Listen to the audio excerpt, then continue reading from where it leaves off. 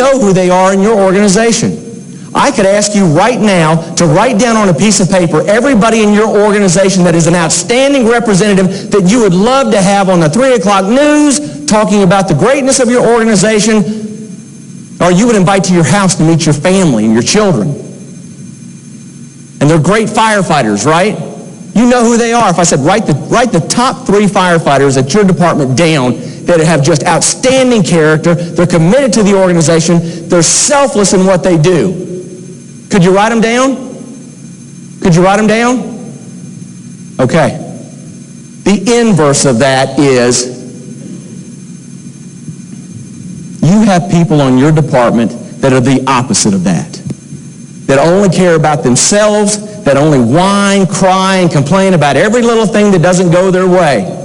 They're not committed to the organization. They're not committed to the mission of the fire service.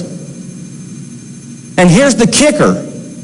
If I ask you right now the same question, could you write those 2 or 3 people down in your organization and write their name down? Could you do it? Yes. There's something wrong with that.